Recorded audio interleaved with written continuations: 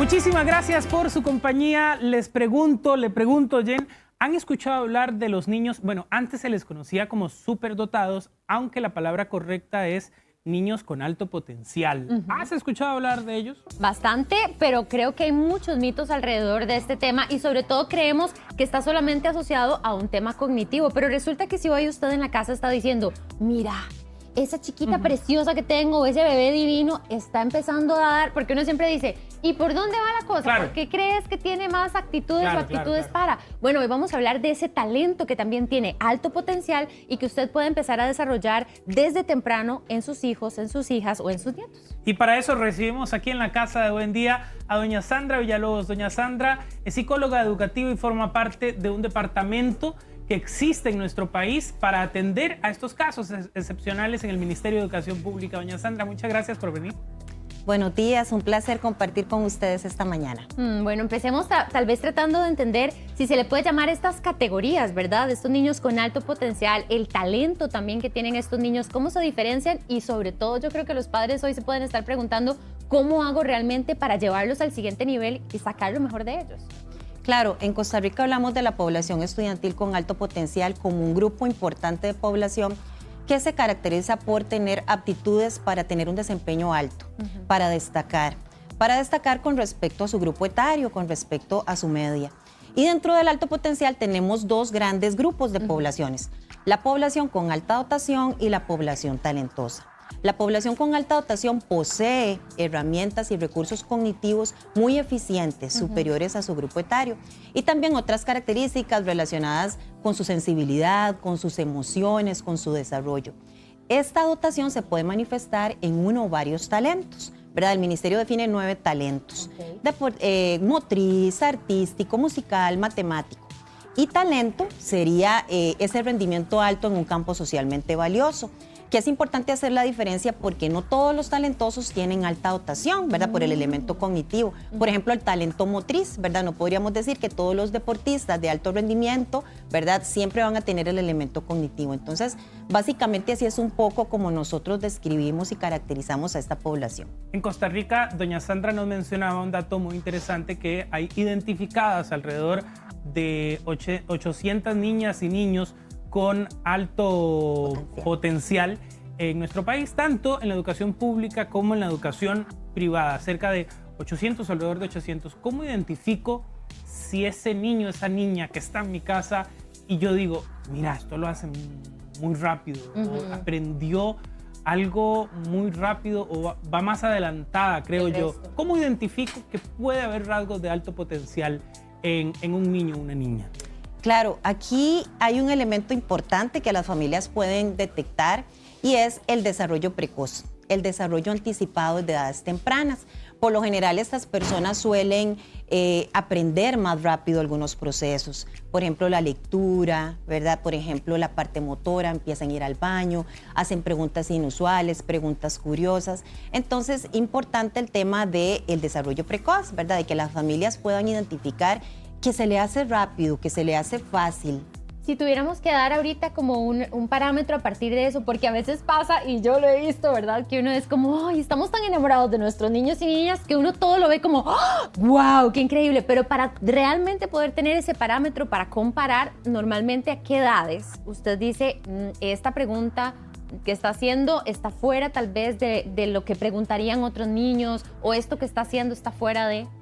Claro, la población se puede identificar desde tempranas edades, ¿verdad? Desde la educación preescolar.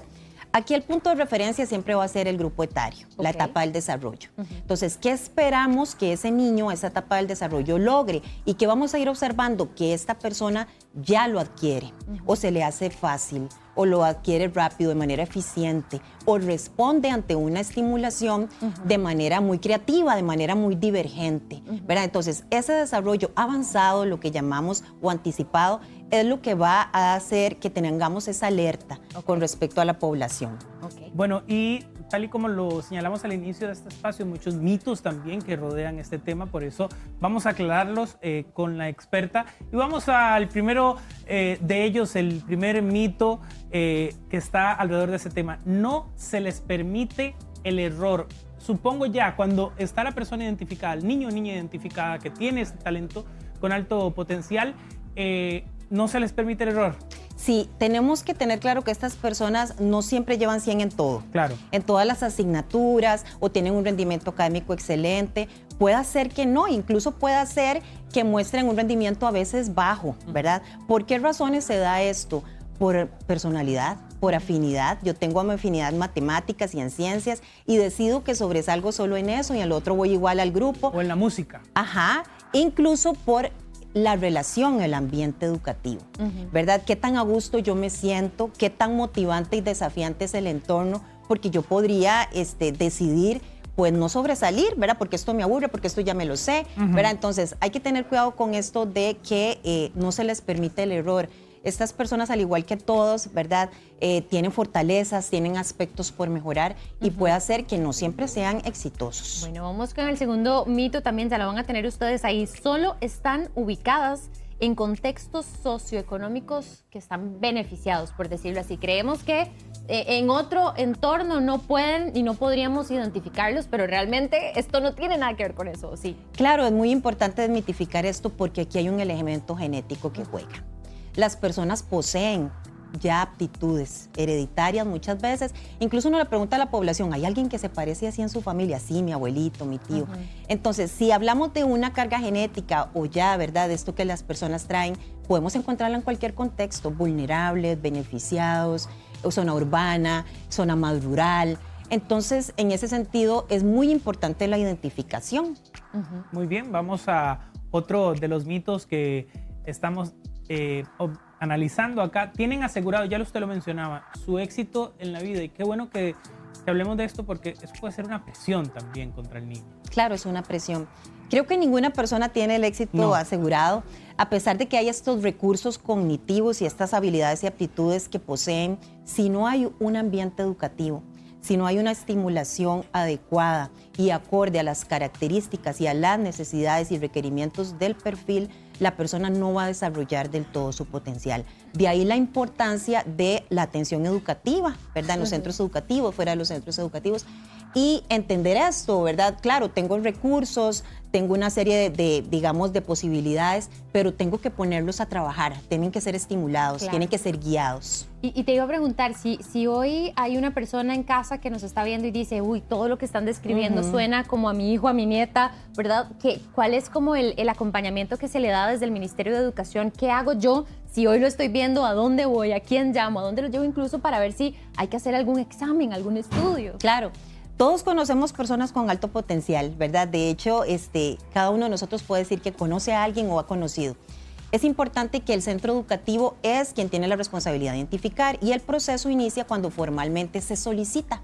Puede ser la familia, puede ser un experto externo, puede ser un entrenador, incluso el propio docente. Entonces, el padre de familia puede solicitarlo y a partir de ahí va a empezar un proceso donde se van a aplicar entrevistas, se van a aplicar instrumentos, claro, para ver cuáles son las áreas en las que destaca, para ver cómo está su área socioafectiva y también para ver qué recursos tiene el centro educativo, qué apoyos requiere para poder atender eventualmente a la persona. Me gustaría conocer también los tipos de talentos, como usted lo ha venido mencionando, porque insistimos, se divide o se califica como alta dotación o también los tipos de talentos que son académico, motriz, científico, creativo, musical, social, artístico, verbal y matemático. Siempre nos llama mucho la atención, por ejemplo, siempre hay un niño que sobresale en lo musical, por ejemplo, ¿verdad? Y qué bueno que ustedes también tengan esa identificación por ahí. Claro, el talento se refiere, como lo dijimos, a ese desempeño alto y destacable en un campo socialmente valioso. El ministerio ha definido estos 9 talentos, ¿verdad? Que los encontramos en la población estudiantil y que aquí, digamos, también se hace una identificación donde se trata de descubrir ese talento, ya sea musical, ya sea artístico, ya sea motriz. Motriz, por ejemplo, puede ser en lo deportivo, pero también en la danza, por ejemplo, ¿verdad? El talento social, que son esas personas que tienen ese liderazgo, esa capacidad comunicativa, ¿verdad? El talento académico, los chicos que son más como tipo cuadro de honor, que tienen una gran capacidad memorística, de retentiva, y etcétera, ¿verdad? Así podríamos ir con los diferentes talentos. Todos tenemos talentos. ¿Y cuál es la diferencia entre los que pueden de alguna manera tener ese, no le voy a decir alto potencial porque eso es una categoría, pero sí como esa orientación más fuerte y otros que tal vez tienen el talento, pero se quedan. O sea, porque a veces uno dice, ay, sí, todos tenemos talentos, pero ¿qué hace la diferencia? Claro, todos tenemos capacidades. Sin embargo, aquí viene el tema de la aptitud, ¿verdad? Lo que posee la persona, una serie de recursos intelectuales, físicos o motrices que le va a permitir desempeñarse de manera más avanzada, ¿verdad? Que son estas poblaciones, ¿verdad? Esa población ya tiene unos recursos donde se le explica un proceso matemático o se le explica un procedimiento y lo captura o ya lo reconoce, ¿verdad? Porque autodidactamente lo aprendió o porque lo captura de manera más rápida, más eficiente. Entonces, es esa diferencia de que, claro, todos podemos desarrollarnos y estimularnos, pero hay personas que poseen recursos que les permite hacerlo de manera más avanzada. Doña Sandra, para finalizar, a mí también me gustaría saber cuál es el tipo de acompañamiento existente dentro del Ministerio de Educación Pública para los casos ya identificados. Claro, es muy importante tener claro que eso es un derecho fundamental que tiene esta población por una legislación que los cubre y que el tema de la atención educativa se da en diferentes escenarios. En el centro educativo, en el aula, la flexibilización curricular, donde se amplía, se profundiza el currículum. Los agrupamientos por capacidad, que es cuando los chicos en el centro se agrupan, por ejemplo, en olimpiadas, ¿verdad? En festivales. Y las actividades co-curriculares, que es cuando los chicos fuera del centro educativo, por ejemplo, nuestro grupo que tenemos identificado, se encuentra con talleres con expertos, ya expertos disciplinares, universitarios, profesionales en un área específica, científica, matemática, etcétera, ¿verdad? Entonces, la atención educativa de esta población por su perfil tiene que tener varios ámbitos. Y para cerrar, podríamos nada más repasar, compañeros, otra vez, por qué es importante, porque aquí les estamos dando como las bases, gracias aquí a nuestra experta, pero realmente, ¿por qué esto es importante? Ya nos decía usted también que realmente esto es un derecho que los niños tienen, hace posible potenciar también sus habilidades e intereses y permite atender sus necesidades emocionales y sociales y además una gran contribución para la sociedad. Ahí va, también eso tiene en un futuro, los niños son el futuro de nuestro país, que lleven consigo un proceso de acompañamiento y luego puedan en una empresa, qué sé yo, ¿verdad? Tantas cosas, incluso desde el empleo público, destacar, sería maravilloso. Le agradecemos muchísimo, doña Sandra, este espacio. Un placer. Gracias a ustedes.